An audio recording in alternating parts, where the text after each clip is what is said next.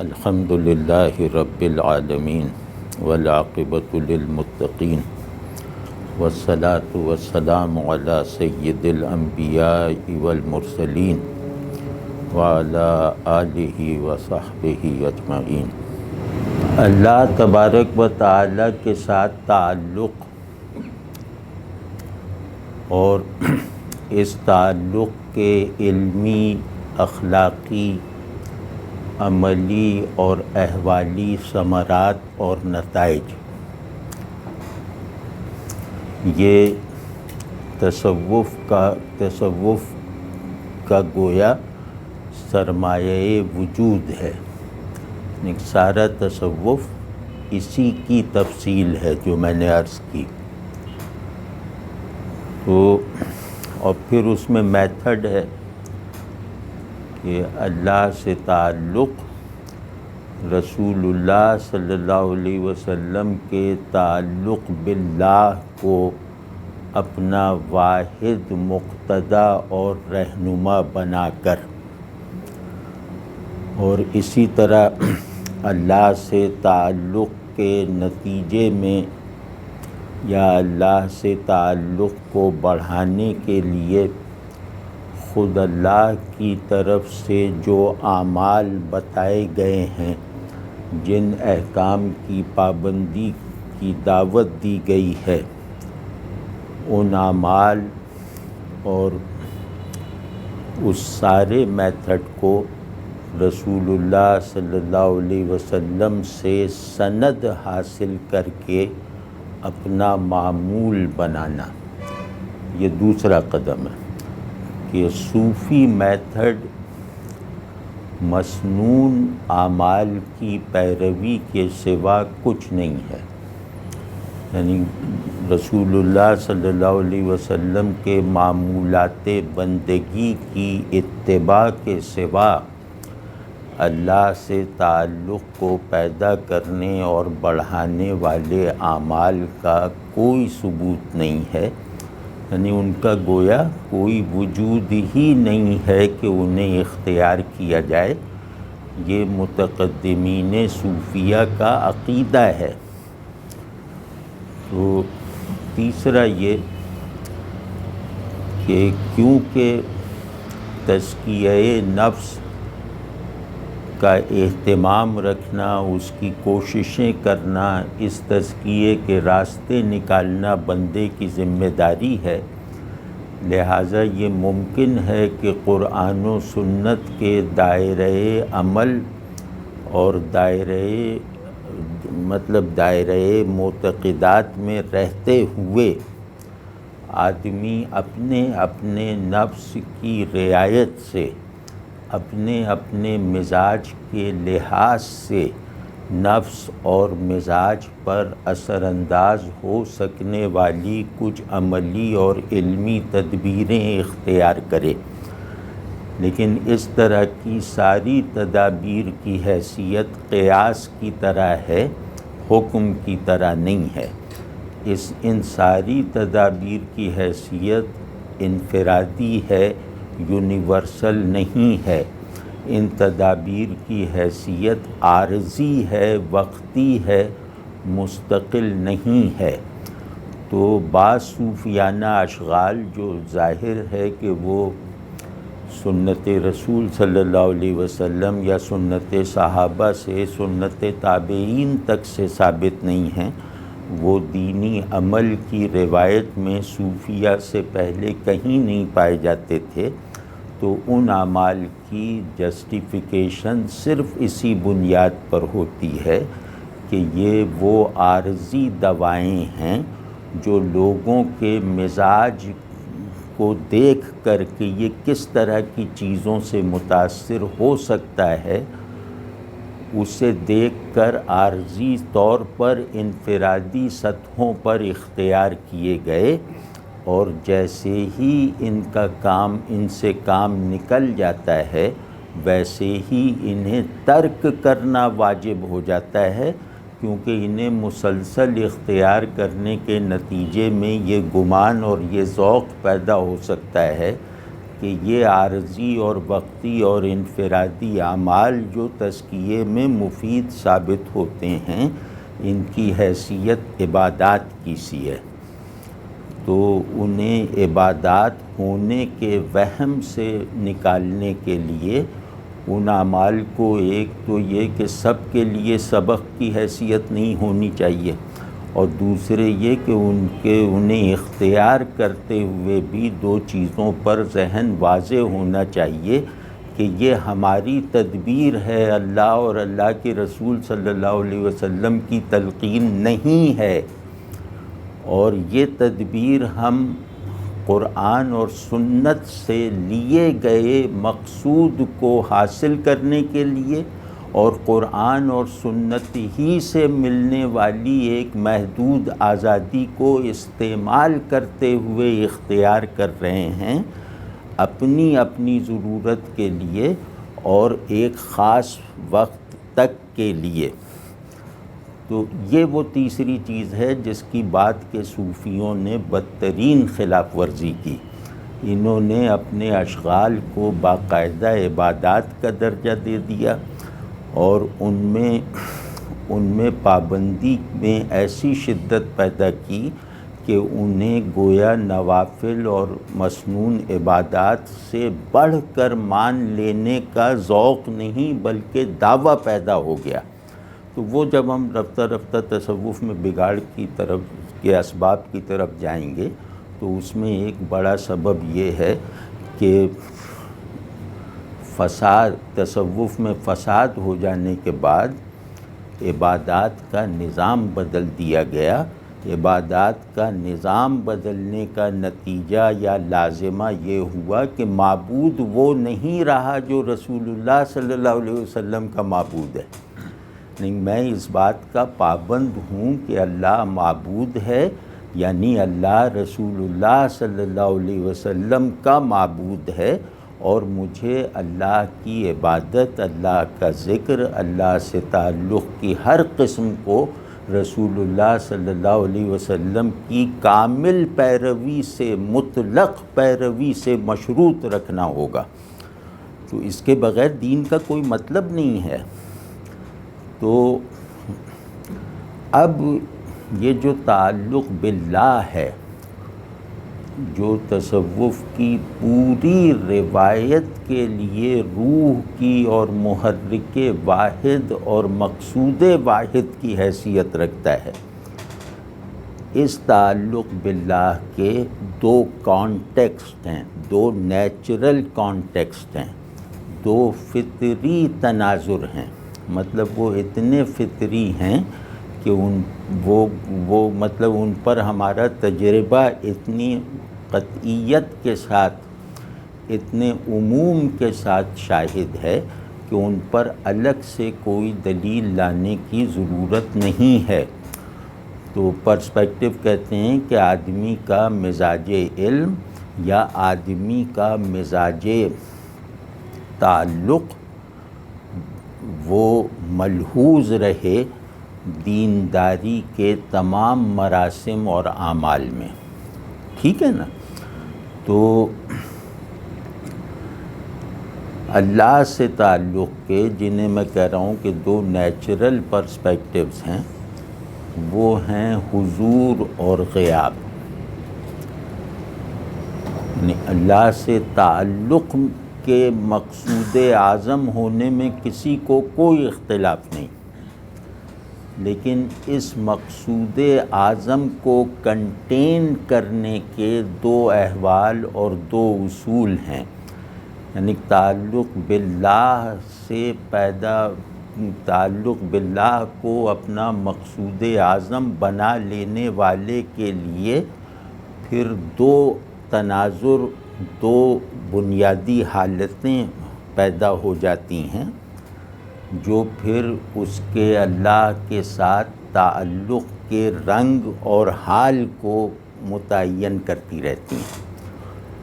تو اور اس کی اجازت ہے، یعنی آدمی اپنے بہترین احوال کے ساتھ اللہ سے متعلق رہے، رسول اللہ صلی اللہ علیہ وسلم کی مکمل پیروی کے کامیاب عزم کے ساتھ، تو اس میں ظاہر ہے کوئی حرج نہیں۔ تو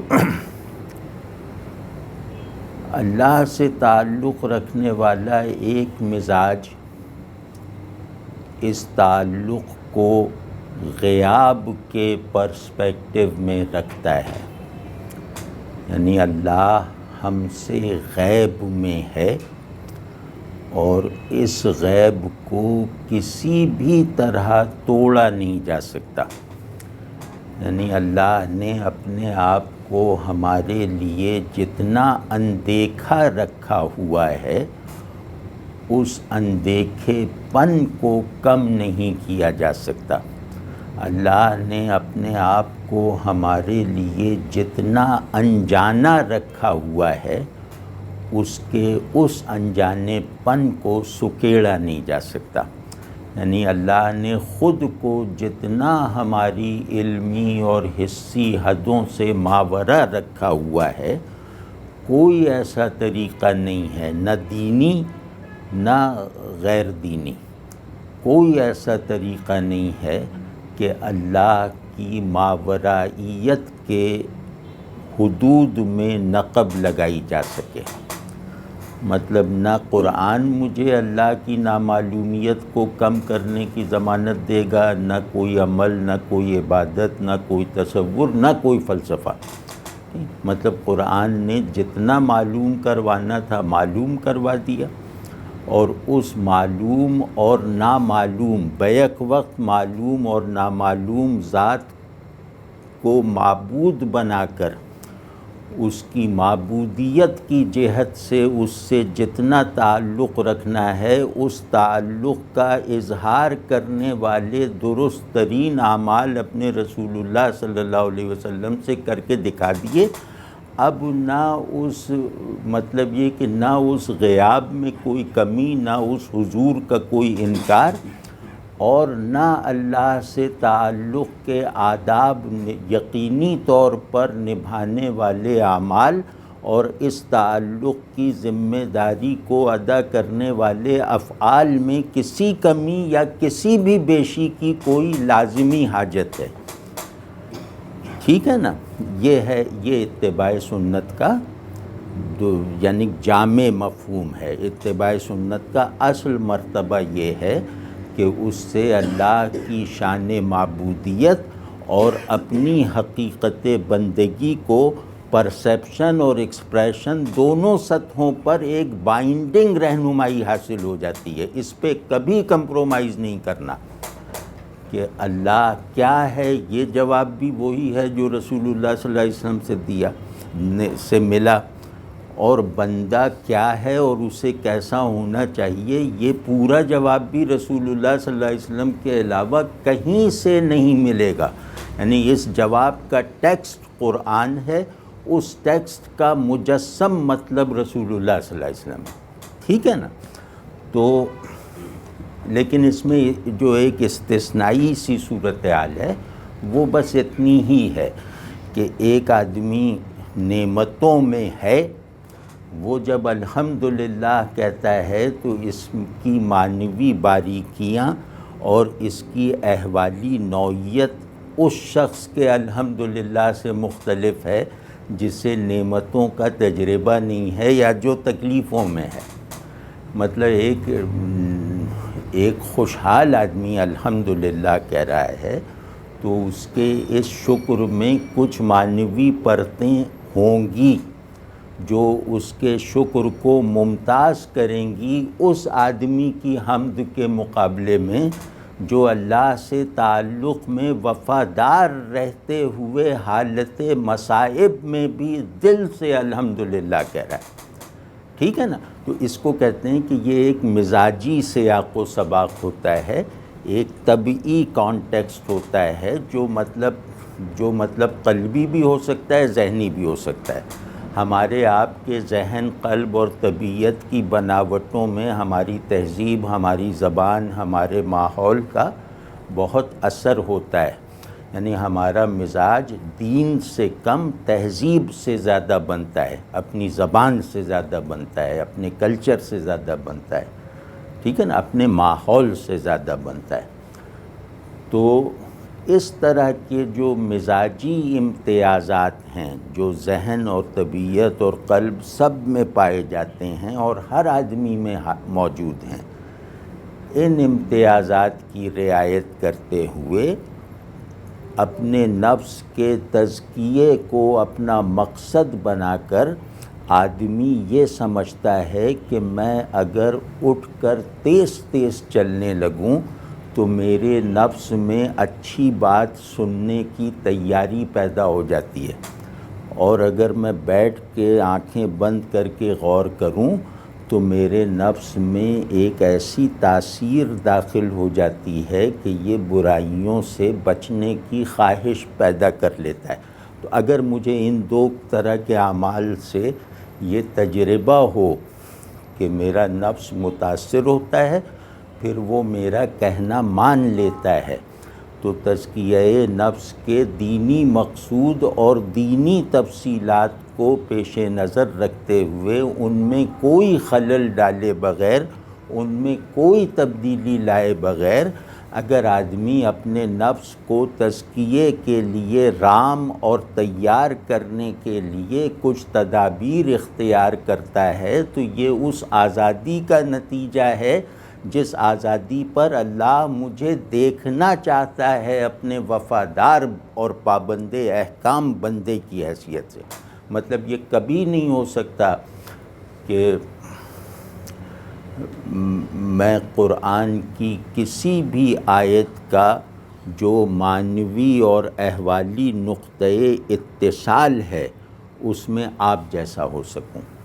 کوئی دو قاری قرآن قرآن کے الفاظ سے جنم لینے اس نقطۂ اتصال میں مشترک نہیں ہو سکتے جو ذہن میں آنے والے مفہوم اور دل میں پیدا ہونے والی تاثیر کی یکجائی سے پیدا ہوتا ہے۔ جیسے میں نے الحمدللہ کی مثال دی، اسی کو عام کر لیں، ٹھیک ہے نا؟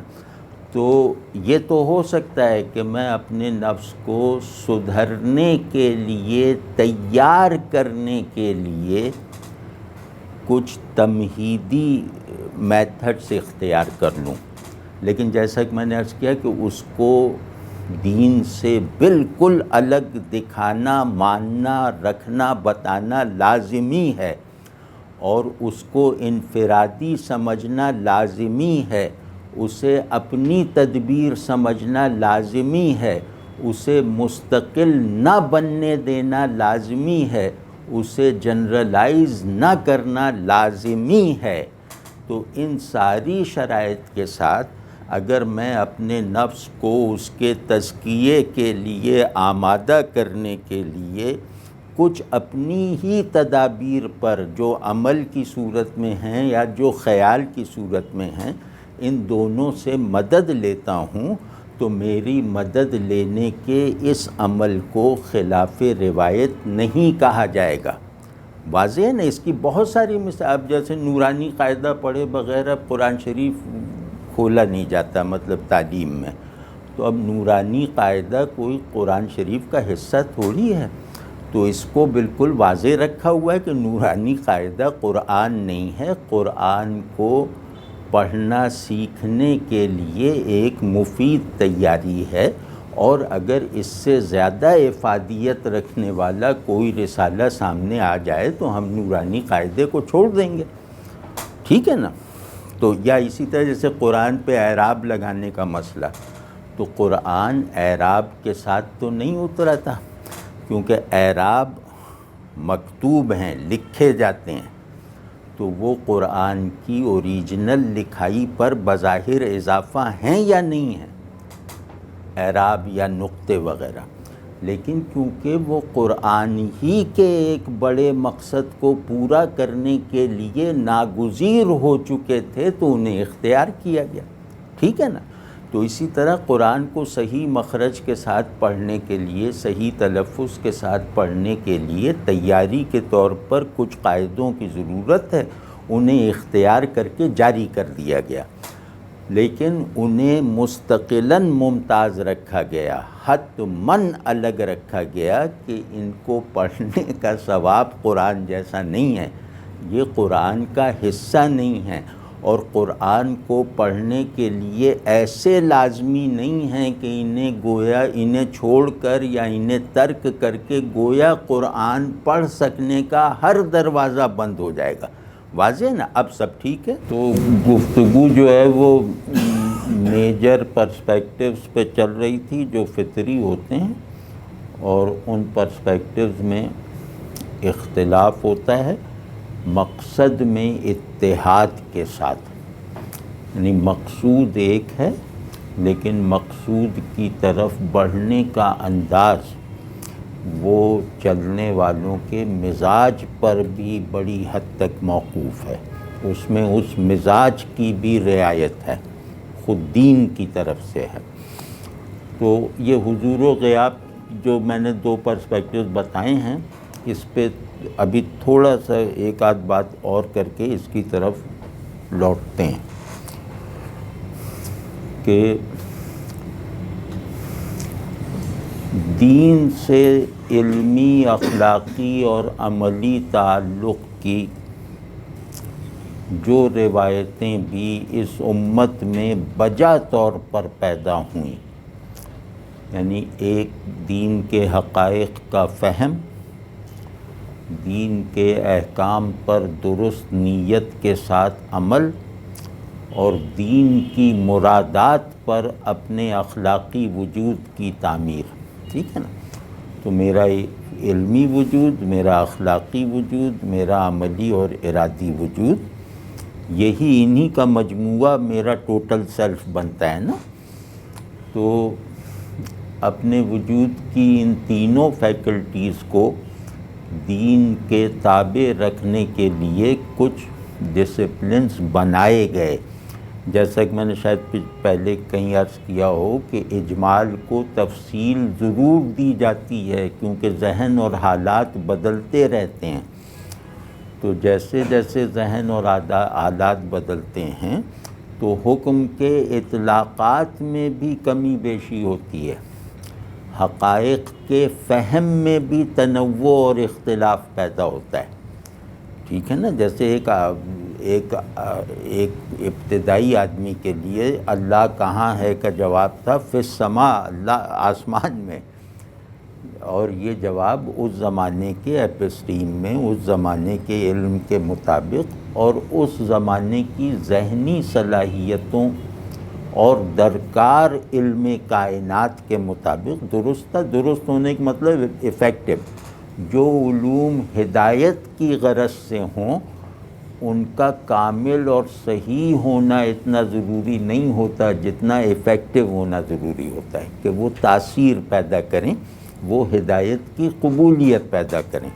تو ایک آدمی اگر اللہ کو آسمانوں پہ مان کر، آسمانوں پہ اس کے عرش اور عرش پہ اس کی نشست کا ایک نیم فزیکل تصور باندھ کر اگر اللہ سے قرب کے معیاری تقاضے، اللہ کو ماننے کے معیاری مطالبات پورے کرتا ہے تو اس میں حرج نہیں ہے۔ یہ علم بعد میں غلط ثابت ہو گیا ہوگا، لیکن اس علم کی غلط ثابت ہو جانے کے باوجود اس غلط علم کا ماننے والا اللہ کا مقرب ہو سکتا ہے۔ اس علم کی روشنی میں اللہ کہاں ہے کا جواب دینے والا غلط ہونے کے باوجود اللہ کا مقرب ہو سکتا ہے، ٹھیک ہے نا؟ تو حقائق یعنی عقائد یعنی غیبیات، یہ کیونکہ عقل کی عادت ہے کہ وہ چیز کو ضروری حد تک سمجھے بغیر اس چیز کو ماننے کے عمل میں شریک نہیں ہوتی، نہ ماننے کا اظہار کر دیتی ہے، ٹھیک ہے؟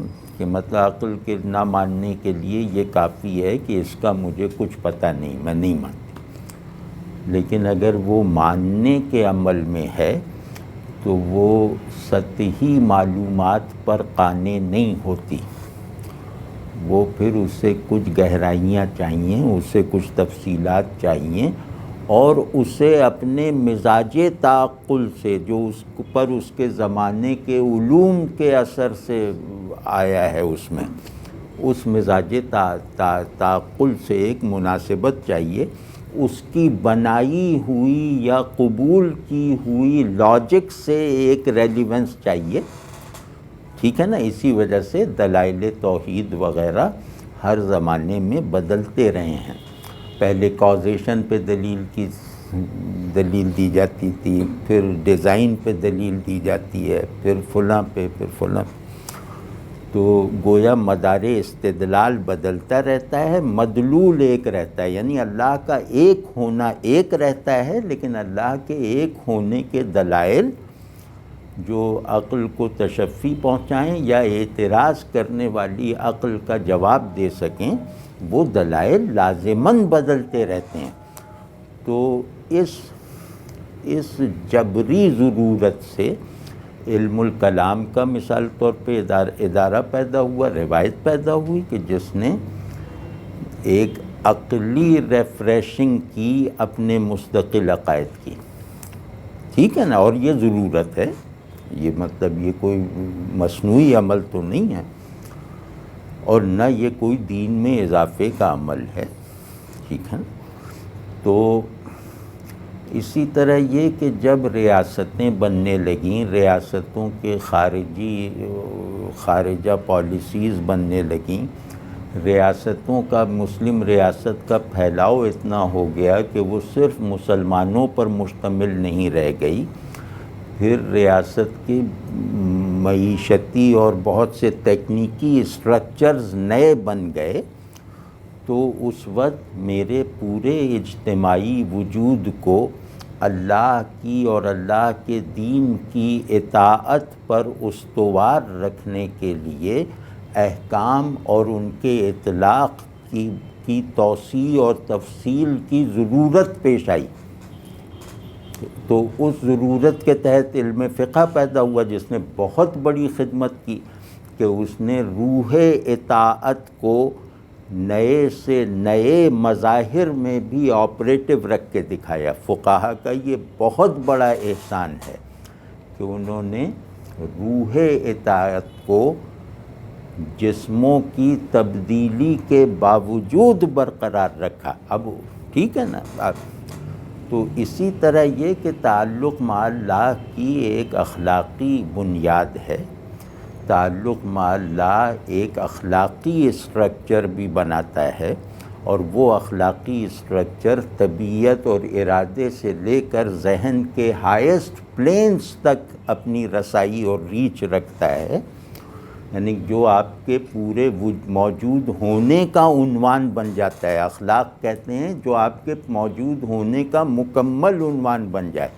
علم آپ کے موجود ہونے کا مکمل عنوان نہیں ہے، عمل آپ کے موجود ہونے کا مکمل دائرہ نہیں ہے، آپ کے موجود ہونے کی مکمل اساس اور کامل دائرہ آپ کا اخلاق ہے، ٹھیک ہے نا۔ یعنی اخلاقی وجود سے زیادہ کلیت، کاملیت، جامعیت انسانی وجود کا کوئی دوسرا عنوان نہیں رکھتا، نہ عقلی وجود نہ عملی وجود، ٹھیک ہے نا۔ میں اگر خود کو عقلی وجود کہوں تو میرے اندر جو بے عقلی کے عناصر ہیں وہ مجھے خارج کرنے پڑ جائیں گے، اور ان کے اخراج سے میں اپنا موجود ہونا برقرار نہیں رکھ پاؤں گا۔ تو میرے اندر عمل کے علاوہ خیال بھی موجود ہے، تو میں عملی وجود کہوں تو مجھے اپنے خیال کی ڈومینز کو اپنے وجودی دائرے سے باہر نکالنا پڑے گا۔ وہ نکل گئیں تو میرا موجود ہونا زیرو ہو جائے گا، ٹھیک ہے نا۔ لیکن یہ اخلاق ہے جو آپ کے ذہن کا مربی، آپ کے قلب کا معلم، آپ کے ارادے کا رہنما ہے، یعنی آپ کے کل وجود کا ڈیفائنر بننے کی صلاحیت رکھتا ہے، کل وجود کا عنوان بننے کی صلاحیت رکھتا ہے۔ تو دین کی اخلاقی تشکیلات کو وجود کے سارے عقلی اور عملی نظام کی بنیاد اور نگران بنانے کے مقصد کو پورا کرنے کا علم صوفیہ نے اٹھایا. یعنی انہوں نے اسلام سمجھنا سکھایا، ایک نے اسلام پر چلنا سکھایا، تیسرے نے آ کر مسلمان ہونا سکھایا. ٹھیک ہے نا؟ تو اب یہ تینوں ڈسپلنز اپنا اپنا جواز، اپنی اپنی دینی جسٹیفیکیشنز رکھتے ہیں، اور ان کی دین کے ساتھ وہی نسبت ہے جو اجمال کی نسبت تفصیل کے ساتھ ہے. جیسا میں عرض کر چکا کہ تفصیل سے مفر نہیں. انسانی ذہن ایک جملے کو ایک پیراگراف بنانے پر مجبور ہے. مطلب یہ ہو ہی نہیں سکتا کہ میرے ذہن میں کوئی ایک فقرہ بالکل اپنی اس حالت اور اس امیڈیٹ معنویت کے ساتھ ہمیشہ کے لیے ایفیکٹولی موجود رہے. یہ ہو ہی نہیں سکتا. میرے ذہن میں جو چیز بھی ایک بڑی بات، ایک محکم بات، ایک ضروری بات کے طور پر آئے گی، یعنی جو میرے تصور کو قائم کرے گی یا پہلے سے موجود میرے اپنے تصور کو بدلنے کی قوت رکھنے والی بات، وہ ایک فقرہ آئے گا تو کوئی اسے ایک پیرا ضرور بنائے گا، کوئی اسے ایک کتاب ضرور بنائے گا. یہ مطلب ذہن کی خلقت میں داخل ہے. اس سے لڑا جا ہی نہیں سکتا، اس سے بچا جا ہی نہیں سکتا. اور یہ انسانی آزادی کا ثبوت ہے کہ اللہ اپنے بندے پر اتنا اعتماد کرتا ہے کہ اسے اجمال پر رکھ کر تفصیل کرنے کا اذن دیتا ہے. تو خیر یہ خلقی باتیں اب ظاہر ہے میں اس پہ کیا شکایت کروں کہ آنکھ دیکھ نہیں سکتی، سنتی کیوں ہے؟ اب یہ شکایت کوئی سنے گا؟ تو اسی طرح یہ شکایت بھی ناروا ہے کہ ذہن تفصیل کیوں دیتا ہے، یہ بھی اسی طرح کی شکایت ہے. ٹھیک ہے نا؟ تو خیر تو ہر دین سے بامانی، مؤثر اور اجتماعی اسکیل پر نتیجہ خیز تعلق رکھنے کی مسلسل کاوش کرنے والے ڈسپلنز اپنے اپنے دائرے میں اپنی اپنی خرابیوں میں مبتلا ہوتے رہتے ہیں. مطلب یہ صرف تصوف نہیں ہے جس میں کچھ زوال کے عناصر داخل ہو گئے، یہ فقہ، کلام، تفسیر، حدیث سب میں داخل ہوئے ہیں، کیونکہ انسان بناؤ اور بگاڑ کا مجموعہ ہے. تو جب تک میں بناؤ اور بگاڑ کے ازداد کا حامل ہوں، اس وقت تک میرے ہر تعبیر دین، ہر تصور دین، ہر تسلیم دین، ہر تعمیل دین، ہر تحویل دین میں بناؤ اور بگاڑ داخل رہے گا، صحت اور غلطی کا امکان برقرار رہے گا. ٹھیک ہے نا؟ تو یہ شرمانے والی یا گھبرانے والی چیز نہیں ہے کہ ہمارے کسی بھی روایتی دینی ڈسپلن میں خرابی پیدا ہو گئی. گھبرانے والی بات اس وقت ہوتی ہے جب خرابی کا ایسا غلبہ آ جائے کہ اس کے اندر بلٹ ان سدھار اور بناؤ کا پہلو غائب ہونے لگے، تب گھبرایا جاتا ہے. ورنہ ہر روایت آپ اب اس کے تاریخی تسلسل میں دیکھیں تو سوائے تصوف اس معاملے میں پیچھے ہے، لیکن باقی تمام دینی، علمی اور عملی روایتیں بگاڑ کا شکار تو ہوتی رہیں، لیکن یہ کہ وہ بگاڑ کو سدھارنے کی متوازی کوششیں بھی کرتی رہیں. تو ہر فقہ ہو، کلام ہو، فرض کیا تو اس روایت میں آپ یہ دیکھیں گے کہ غلط عقائد اور غلط تعبیرات احکام آتی رہیں، لیکن ان کے پیرالل ایک اصلاح کا نظام اسی ڈسپلن میں چلتا رہا. یعنی ایک عالم کی غلطی کو پکڑنے والے 10 عالم اس کے بغل میں بیٹھے ہوئے ہیں. ٹھیک ہے نا. لیکن افسوس تصوف میں ایسا نہیں ہو سکا، اور تصوف میں خود کو چیک کرتے رہنے کی روایت کی پرورش نہیں ہو سکی.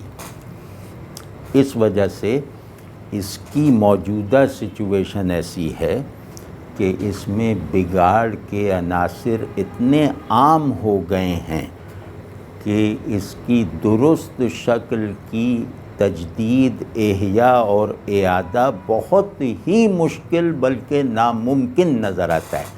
یہ صورتحال دیگر روایتوں کی نہیں ہے. فقہ میں جو بھی بڑے سے بڑا بگاڑ ہوگا اس کو چیک کرنے، اس کی اصلاح کرنے کا ایک امکان اس میں واضح طور پر موجود ہے. اسی طرح دیگر ڈسپلنز میں بھی، لیکن تصوف میں ایسا اب نہیں رہ گیا. یہ فکر مندی کی بات ہے. تو فقہ میں نہیں ہے کہ بہت سارے احکام جو ہیں انہیں کھلواڑ بنا لیا گیا، کہ ہیلے کی کتابیں لکھی گئیں کہ چلو اطاعت نہ کرو لیکن اطاعت کی اداکاری ہو جائے. یعنی اللہ کو دھوکہ دے دینے کی حد تک ہیلے کرنے کے طریقے فقہا نے بتائے. یا یہ کہ بہت ہی جو انسانی عمل کا، انسانی رغبتوں کا، انسانی تہذیب کا جو آزاد منطقہ ہے اس میں بھی بلا وجہ کی دخل اندازی شروع کر دی، تو اس سے جو ہے وہ لوگوں میں احساس جبر بہت بڑھ گیا. ٹھیک ہے نا. تو یہ سب بگاڑ کی قسمیں ہیں نا. پھر یہ کہ فقہ میں بہت زیادہ مشغولیت سے شریعت کی پہچان متاثر ہو گئی.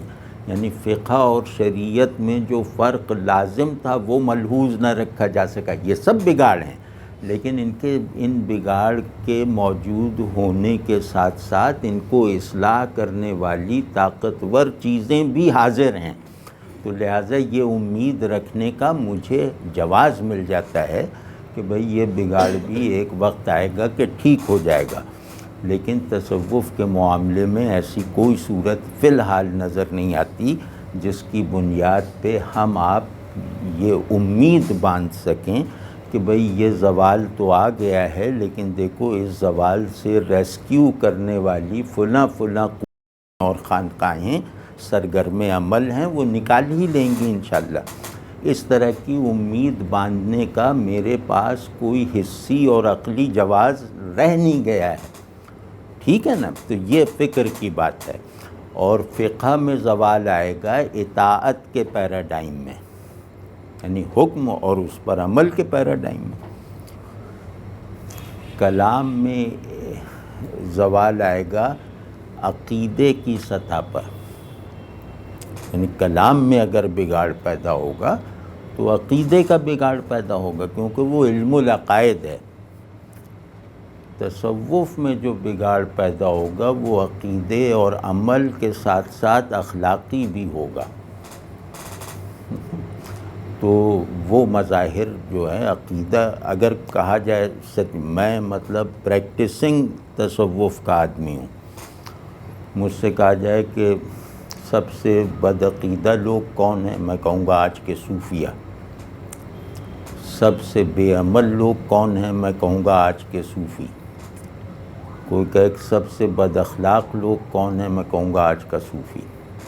اخلاق کی برائی کی سب سے بڑی دلیل ہے اپنے آپ کو بڑا سمجھنا اور دنیا کی محبت میں مبتلا ہونا. بد اخلاقی صرف زور سے بولنے یا گالی دینے کا نام تھوڑی ہے. بد اخلاقی اس کا نام ہے کہ آپ اپنے روحانی میکینکس کو برباد کر چکے ہیں. میرے روحانی میکینکس یہ ہیں کہ میں بڑا بننے کی خواہش نہ رکھوں، میں نامور ہونے کی آرزو نہ رکھوں، میں لوگوں کا پیر بننے کا خبط نہ پالوں، اور مجھے دنیا سے ایک سیر چشمی کا تعلق ہو. میں دنیا کا بندہ نہ بنوں، میں دنیا کا عاشق نہ بنوں.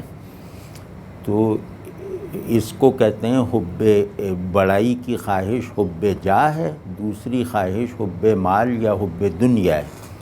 اب حب جاہ اور حب مال کے بدترین نمونے اگر ڈھونڈے جائیں گے تو وہ تلاش اس وقت تک ناکام رہے گی جب تک آپ خانقاہوں سے نکال کے ان کو نمونے کے طور پہ نہیں کھڑا کریں گے کہ دیکھو حب جاہ کا نمونہ یہ پیر ہے، حب دنیا کا نمونہ یہ شیخ ہے، ٹھیک ہے نا۔ اب اس میں استثنائی صورتیں بہت ہی کم نظر آتی ہیں، مطلب صوفیہ اور غربت ایسے تھے جیسے آسمان اور نیلاہٹ، جیسے پتا اور سبزی، ٹھیک ہے، جیسے بلیک بورڈ اور سیاہی، جیسے وائٹ بورڈ اور سفیدی، اس طرح کے تھے۔ تو اب آپ صورتحال دیکھ لیجئے کہ اب مطلب ڈھونڈے کوئی پیر آپ مجھے دکھا دیں جو غریب ہو اور خوددار ہو۔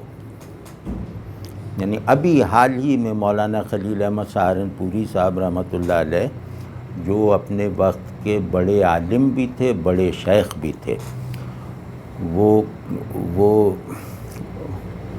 ان کے ایک خادم، گھر کے کاموں کو انجام دینے والے خادم نے ان کے کسی خلیفہ اور شاگرد سے کہا کہ شیخ کے گھر میں 3 دن سے فاقہ ہے۔ تو وہ جو خلیفہ تھے وہ خوشحال آدمی تھے، شاگرد یا خلیفہ، تو وہ گھبرا گئے اور بہت زیادہ شرمندگی انہیں محسوس ہوئی کہ ہم مزے کر رہے ہیں، ہمارے شیخ کا یہ حال ہے، اور شیخ ظاہر ہی نہیں ہونے دیتے۔ یعنی شیخ گھر سے باہر آتے ہیں تو ان کے چہرے پہ بھوک کی نقاہت نہیں ہوتی، ان کے کپڑوں میں غریبی کی علامت نہیں ہوتی، کریز بھی نہیں ٹوٹی ہوتی کپڑوں کی۔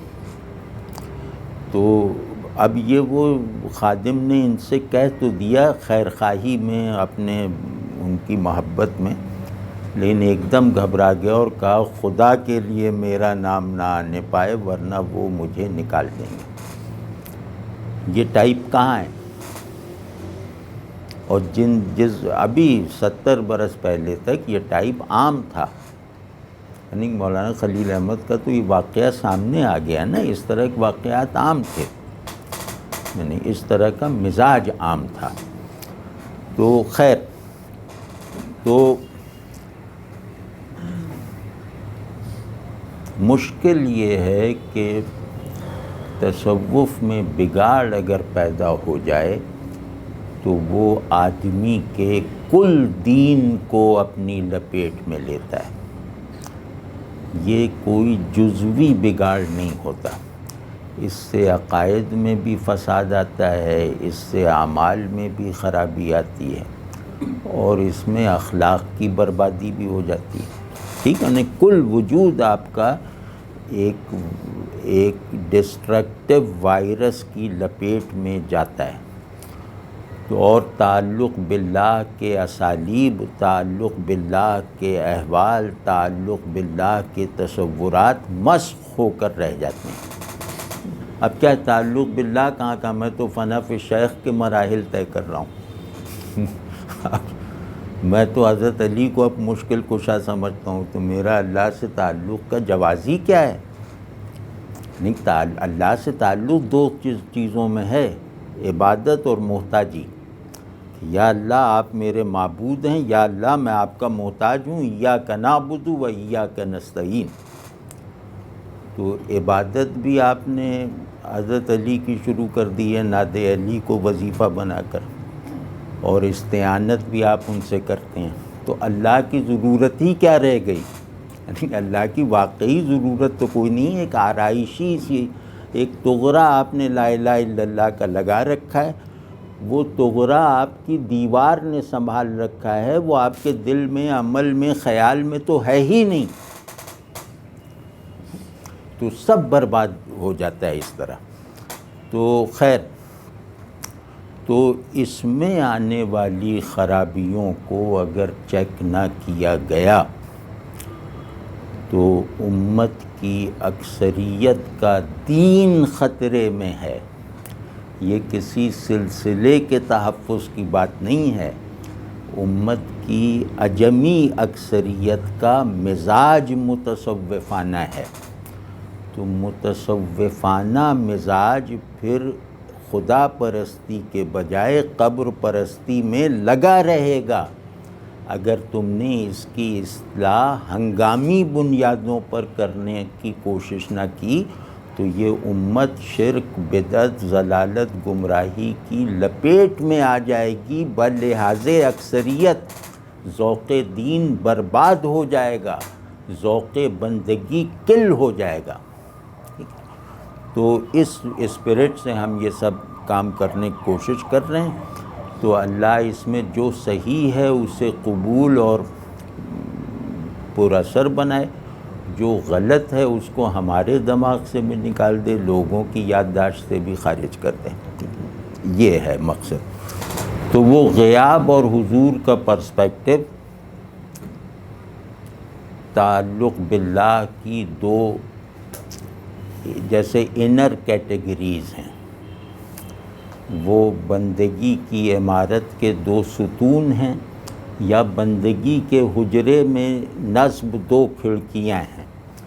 تو مجھے بندگی کے حجرے میں رکھا گیا ہے جو دو کھڑکیوں والا حجرہ ہے، ایک کھڑکی جو ہے وہ روزن غیاب ہے، دوسری کھڑکی روزن حضور ہے، اور مجھے اس میں آزادی ہے کہ میں روزن غیاب سے جھانکنا شروع کروں یا روزن حضور کو اپنے اوپر کھلا رکھوں، ٹھیک ہے نا؟ اور جو بہت کامل آدمی ہوگا وہ دونوں کھڑکیوں کو بیک وقت استعمال میں لاتا ہے، ٹھیک ہے نا؟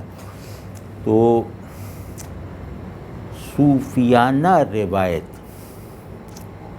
یہ روایت حضور ہے، صوفی پرسپیکٹو آف اللہ یہ مبنی بر حضور ہے، یہ اللہ کی پریزنس کے احساس اور شعور میں رہتے ہوئے اللہ سے متعلق ہے، اور اس تعلق کے اسٹینڈرڈ معیاری یعنی مسنون اعمال بجا لاتا ہے، ٹھیک ہے نا؟ تو یہ اللہ سے تعلق کو زیادہ تر انٹرنلائز کرتا ہے، کیونکہ اللہ کی پریزنس کا ماحول انفسی زیادہ ہے، آفاقی کم ہے، باطنی زیادہ ہے، خارجی کم ہے، تو یہ اللہ سے تعلق کو انٹرنلائز کرتا ہے اپنے مزاج حضور کی وجہ سے، کیونکہ اپنے اندر اللہ کی حضوری میں رہنا آسان ہے اپنے باہر کے مقابلے میں۔ باہر کی دنیا غیاب کا پرسپیکٹو چاہتی ہے، اندر کی دنیا حضور کے تناظر کا مطالبہ کرتی ہے، ٹھیک ہے نا؟ تو یہ روایت حضور ہے، یا صحیح لفظوں میں کہیں تو یہ روایت حضور تھی۔ تو ہمارے متقدمین صوفیہ یعنی تصوف کی روایت کے جو بانی ہیں ان کا پورا مزاج بندگی، ان کے تمام معمولات عبودیت ایک جوہر حضور کے ساتھ اتباع سنت سے عبارت ہے۔ تو تصوف کیا ہے؟ جوہر حضور کے ساتھ اتباع سنت میں منہمک رہنا، ادھر ادھر دیکھے بغیر۔ اب یہ تصوف ہے، اس پہ میں 10 قول نقل کر سکتا ہوں ائمہ تصوف کے۔ اس اصول کو، تصوف کی اس وجہ پیدائش کو، تصوف کی اس واحد جسٹیفیکیشن کو ملحوظ رکھ کر نظام پیری مریدی چلانے والے کہاں ہیں؟ ٹھیک ہے نا؟ تو جیسے فقیہ کہے گا نا کہ میں تمہیں کسی بھی حال میں اللہ کی اطاعت کے موقف پر رہنے میں مدد دے سکتا ہوں، تو صوفی کہے گا کہ میں تمہیں کسی بھی سچویشن میں اللہ کے حضور میں رہنے کی تربیت دے سکتا ہوں۔ یہ کہاں ہے؟ ٹھیک ہے نا؟ تو باقی ڈسپلنز غیاب کے ہیں۔ تصوف کا ڈسپلن حضور کا جیسے حدیث احسان میں ہے نا کہ اللہ کی عبادت ایسے کرو جیسے تم اسے دیکھ رہے ہو، ورنہ وہ تو تمہیں دیکھ ہی رہا ہے۔ تو صوفی نے اس حدیث مبارکہ کے پہلے حصے کو اپنا لیا، دوسری روایتوں نے دوسرے حصے پر اپنی توجہ مرکوز کر رکھی ہے کہ اللہ تو ہمیں دیکھ ہی رہا ہے۔ اللہ کون؟ الہ غائب، اور ہم گویا یعنی ہم اسے دیکھنے کا دعویٰ کیے بغیر گویا اسے دیکھ رہے ہیں۔ یہ الہ کون ہے؟ یہ الہ حاضر ہے۔ تو تصوف اللہ کی حضوری میں رہنے کا ذوق اور معرفت پیدا کرنے کے لیے وجود میں آیا تھا، اور اس ذوق حضور اور معرفت حضور کے اخلاقی نتائج کو مرتب کرنے کی ضمانت لے کر آیا تھا۔ ٹھیک ہے نا؟ اب میرے اخلاق کا ایسنس حضور حق ہو تو میرے اخلاق کی تشکیل کے عمل کے آئیڈیل ہونے میں کوئی شبہ رہ جائے گا؟ ٹھیک ہے؟ میرا اللہ سے تعلق میں محبت کے موقف پر کھڑے رہنے میں کسی کمزوری کو راستہ مل سکتا ہے اگر میں حالت حضور میں ہوں؟ تو حالت حضور والے میں محبت کا غلبہ ہوتا ہے، حالت غیاب والے میں خشیت غالب رہتی ہے کہ وہ ہمیں دیکھ رہا ہے۔ اس احساس سے خشیت پیدا ہوتی ہے، گویا ہم اسے دیکھ رہے ہیں، اس سے محبت کا جنم ہوتا ہے۔ ٹھیک ہے نا؟ تو اس پہ جو ہے اس پہ آج کی بات تمام کرتے ہیں پرسپیکٹو کے فرق پر، اور اگلی مرتبہ سے بھی اسی موضوع یہی رہے گا، لیکن اب میرے ذہن میں یہ آیا کہ وہ کیونکہ ہم کوئی ریسرچ کے انداز کا کام تو کرنے کی صلاحیت نہیں رکھتے، تو ہر گفتگو گویا ایک مستقل گفتگو ہے، تو اگر کوئی تاریخی ترتیب نہ رہے تو وہ معاف کر دیجیے گا۔ ہر مرتبہ ایک تھیم پر گفتگو کریں گے، تو کبھی وہ تھیم ہوگا جس سے پتہ چلے گا کہ تصوف اپنی اصل صورت میں کیا تھا، کبھی وہ تھیم اس بات سے تعلق رکھے گا کہ ہم یہ دیکھنے کی کوشش کریں کہ تصوف بگاڑ پیدا ہو جانے کے بعد کیا بن کر رہ گیا ہے، تو چلتے رہیں گے اس طرح۔ تو اس میں ہم عارفانہ عاشقانہ اور اخلاقی تھیمز کو باری باری بیان کرتے جائیں گے انشاءاللہ۔ یہ تھا کہ آپ نے بھی فرمایا کہ یہ ہماری خلقت میں یہ شامل ہے کہ اجمال کی تفصیل کی جائے یہ ہو نہیں سکتے۔ ایسنس مجھے ایسے تاثر میرا بنا کہ اجمال اصل میں ایسنس یا مغز وہ ہے یا اصل وہ ہے، تفصیل بہرحال درکار ہے آپ کے باقی ساری فیکلٹیز، اگر میں لفظ صحیح استعمال کر رہا ہوں، اس کے اطمینان کے لیے۔